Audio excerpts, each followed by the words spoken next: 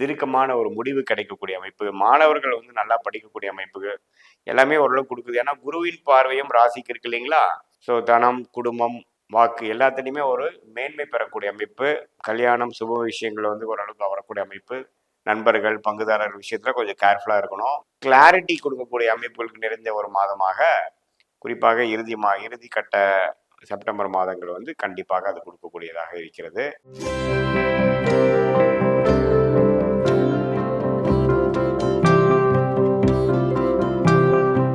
வணக்கம். நான் உங்கள் அன்பான சயின்டிபிக் வேதிக் அஸ்ட்ராலஜர் அஸ்ட்ரோ அரண்ஜி பேசுகிறேன். நல்லது நினைப்போம், நல்லதே நடக்கும். இப்போ பார்த்தீங்கன்னா செப்டம்பர் மாதம் 2024 கன்னி ராசிக்காரர்களுக்கு எப்படி இருக்க போகுதுன்னு நம்ம பார்க்கறதுக்கு முன்னாடி, இப்போ நம்மளுடைய வீடியோஸ்லாம் நீங்கள் பார்த்துட்டு இருப்பீங்க நம்புகிறேன். அறிவியல் சார்ந்த கருத்துக்கள் எந்தவித மூடநம்பிக்கைகளையும் போகாமல் சயின்டிஃபிக் வேதிக் அஸ்ட்ராலஜி முறையில் பார்த்துட்ருக்கோம். நம்ம சேனலில் ஃபஸ்ட் டைம் வரவங்க மறக்காமல் சப்ஸ்கிரைப் பண்ணுங்கள், ஃப்ரெண்ட்ஸ் அண்ட் ரிலேட்டிவ்ஸ் ஷேர் பண்ணுங்கள்.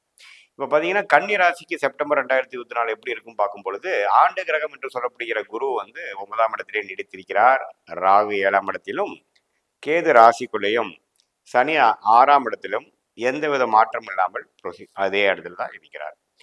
வார அல்லது 3 வாரத்துக்கு ஒரு தடவை மாறக்கூடிய புதன், மாதத்துக்கு ஒரு தடவை வரக்கூடிய சுக்கிரன், 1.5 மாசத்துக்கு ஒரு தடவை வரக்கூடிய செவ்வாயோட அமைப்புகளை எப்படின்னு பார்க்கும் பொழுது, 10ஆம் இடத்திலேயே செவ்வாய் நீடித்திருக்கிறார் கன்னிராசிக்கு. ஸோ செவ்வாய் பார்த்தீங்கன்னா 10ஆம் இடத்திலே நீடித்திருந்து வேலை தொழில் விஷயத்துல ஒரு மாதிரியான உத்வேகமும் ஒரு ஆக்டிவிட்டியும் ஃபில்டான ஒரு மந்த்தான செப்டம்பர் மாதம் முழுவதும் செவ்வாய் 10ஆம் இடத்தில் இருக்கிறார். அதே சமயத்தில் ராசிதிபதியாகிய புதன் எப்படி இருக்காருன்னு பார்த்தீங்கன்னா 11ஆம் இடத்துல கடகத்துல இருந்து செப்டம்பர் 4ஆம் தேதியே 12ஆம் இடமா இருந்தாலும் பரவாயில்ல, நட்பு வீடாகி அதுக்கு பிடித்த வீடாமைய சிம்மத்துக்கு வருகிறார். ஸோ மாதத்தின் பெரும்பாலான நாட்கள் பார்த்தீங்கன்னா 12ஆம் இடத்துல நட்பு வீட்டில் தான் புதன் இருப்பது வந்து ராசிக்கு ஒரு நல்ல பலத்தை கொடுக்கக்கூடிய அமைப்பு இருக்கு.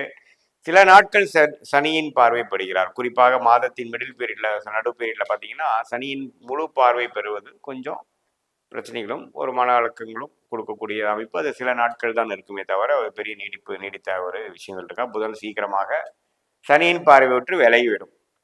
அதுக்கப்புறம் மாதத்தின் இறுதி டைம்ல கடைசி வாரத்தில் பார்த்தீங்கன்னா ராசிக்குள்ளேயே புதன் வந்து ஒரு மிக வலுவான ஒரு விஷயத்தையும் குருவின் பார்வையும் பெறுகிறார்.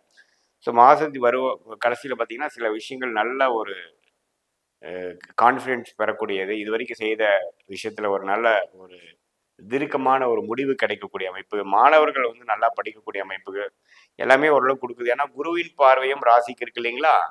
ஸோ அந்த அமைப்புகள் கண்டிப்பாக உண்டு. அதே சமயத்தில் சுக்கிரன் பார்த்தீங்கன்னா செப்டம்பர் 18ஆம் தேதியிலிருந்து ராசியில் இருக்கக்கூடிய சுக்கிரன் 2ஆம் இடம் என்று சொல்லப்படுகிற துலாம் ராசிக்கு ஆட்சி பலம் பெறுவது மிகவும் நல்ல ஒரு அமைப்பு. ஸோ தனம், குடும்பம், வாக்கு எல்லாத்துலேயுமே ஒரு மேன்மை பெறக்கூடிய அமைப்பு, கல்யாணம், சுப விஷயங்கள் வந்து ஓரளவுக்கு வரக்கூடிய அமைப்பு, வரவேண்டிய பணம் நம்மளால வெயிட் பண்ணிக்கிட்டு இருக்கிறதும் கொஞ்சம் சேர்ந்து கொஞ்சம் செல்வ வலிப்புகள் எல்லாமே கொடுக்கக்கூடிய அமைப்புகள் வந்து கன்னிராசிக்காரர்களுக்கு குறிப்பாக சொல்ல வேணும்னா செப்டம்பர் 18ஆம் தேதிக்கு அப்புறம் வரக்கூடிய அமைப்புகள் நல்லா இருக்கு. ஸோ செவ்வாய் 10ஆம் இடத்துல நீடித்திருக்கிறார். சூரியன் பார்த்தீங்கன்னா 12ஆம் இடத்துல நீடித்திருக்கக்கூடியவர் 17ஆம் தேதி செப்டம்பர் மாதம் ராசிக்குள்ளேயே வருகிறார். ஸோ அவரு குருவின் பார்வை பெறுவது வந்து தவறு இல்லை.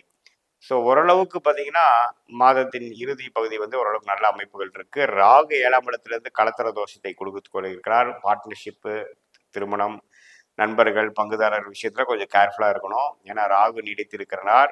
குறிப்பாக ராகு திசை நடக்கக்கூடிய கன்னிராசிக்காரர்களுக்கு கொஞ்சம் கேர்ஃபுல்லாக இருக்கக்கூடிய அமைப்பு நீடித்திருக்கிறது.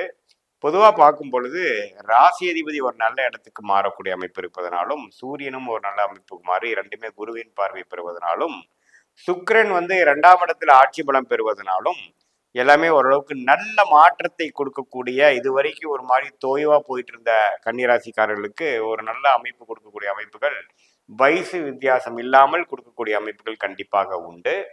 இதனால பார்த்தீங்கன்னா ஓரளவுக்கு சுப விஷயங்கள், தனவரவு, குடுக்கல் வாங்கல் விஷயத்துல, தொழில் விருத்தி, வேலை விஷயத்துல, கல்யாண விஷயத்துல, காதல் விஷயத்துல, உறவுகள் விஷயத்துல எல்லாத்துலேயுமே ஓரளவுக்கு சாதகமான ஒரு விஷயங்கள் கிடைக்குது. மாணவர்கள் வந்து நல்லா படிக்கக்கூடிய அமைப்பு, சில விஷயங்கள் வந்து ஒரு கிளாரிட்டி கொடுக்கக்கூடிய அமைப்புகளுக்கு நிறைந்த ஒரு மாதமாக, குறிப்பாக இறுதி கட்ட செப்டம்பர் மாதங்கள் வந்து கண்டிப்பாக அது கொடுக்கக்கூடியதாக இருக்கிறது. ஸோ தவறு இல்லை. சனி இருக்கும் அமைப்பும் பரவாயில்லை, குரு இருக்கக்கூடிய அமைப்பும் பரவாயில்லைங்கிறனால அந்த விதத்தில் எந்த ஒரு பாதிப்பும் இல்லை.